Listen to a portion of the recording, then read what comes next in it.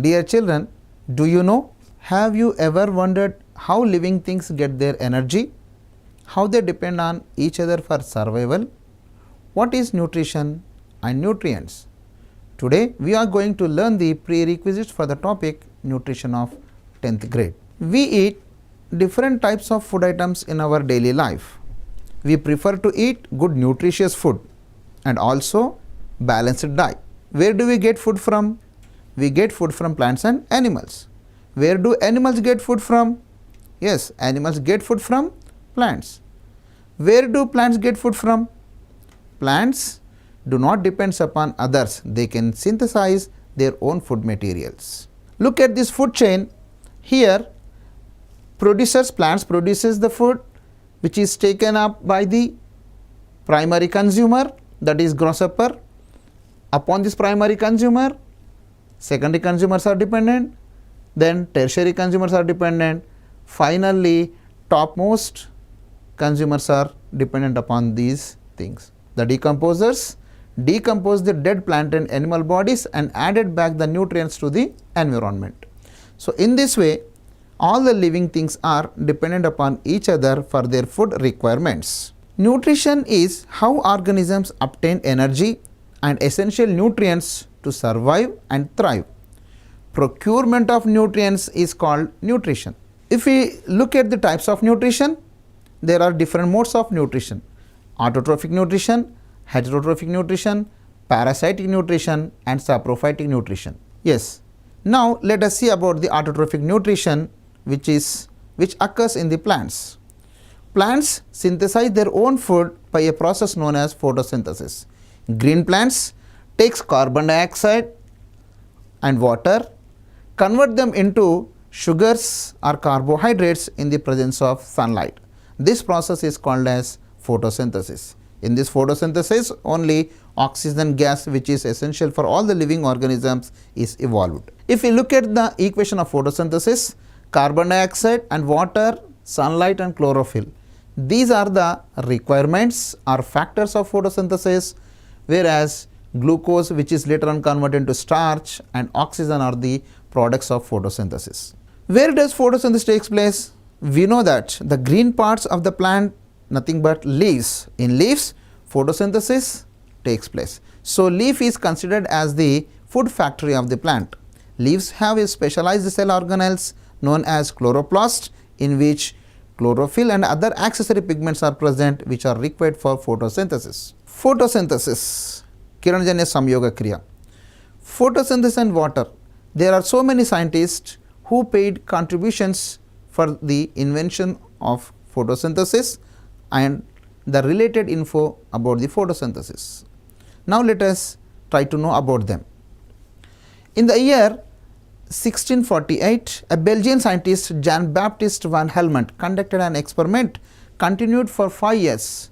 From his experiments, he concluded that the substances needed for the growth of a plant do not come from the soil only. The plant grows because of the water it gets. Another scientist, Stephen Hales. Stephen Hales described the leaves as organs of transpiration, and he said that plants exchange gases with their surrounding air. Furthermore, he was the first to point out a possible role of light in plant nutrition. According to Priestley, if animals were making the air impure, plants were making it pure. Ingenhousz tried to repeat Priestley's experiment under different conditions and found that only the green parts of plants, when exposed to sunlight, produces oxygen. Plants produce glucose first, which is converted to starch, and then other compounds as well as like oils, proteins, etc. But plants need other nutrient elements to produce the other components like oils, proteins, etc. Do plants need any nutrients? Yes, plants need certain elements.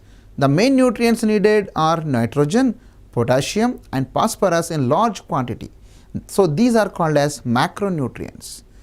Some elements are required in minute quantities. They are called as micronutrients. Next, parasitic mode of nutrition, Paranajivana Poshana. Cuscuta plant takes food from other plant on which it is climbing. Like humans and animals, it depends on other plants. So it is a heterotroph, but the mode of nutrition is parasitic mode of nutrition. Cuscuta develop a special roots called as hastoria. Look in this picture, some hair-like structures are visible. Hastoria, which penetrate into the tissue of the host plant and absorb food materials from them. This mode of nutrition is called as parasitic nutrition. Next is saprophytic nutrition, the decomposers. Some plants do not contain chlorophyll, so they simply absorb organic material, usually from dead and decaying plant and animal bodies. After rains, we find some umbrella-like structures growing on dead and decaying matter. Such plants are called as saprophytes. For example, fungi and mushrooms. వీటినే పూతికాహారులు అని చెప్పి పిలుస్తూ ఉంటాం.